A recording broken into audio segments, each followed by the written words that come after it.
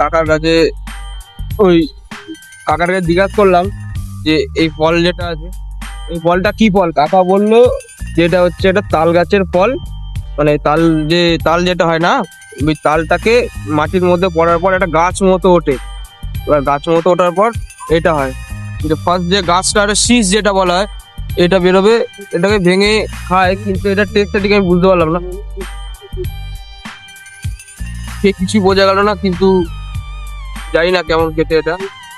যারা যারা খেয়েছে অবশ্যই বলবে, কিন্তু আমি কোনো টেস্ট বুঝতে পারিনি। আর তার মধ্যে একটা কাকা আমাকে দেখছে কনস্ট্যান্ট, কেন জানি না দেখছে আমাকে।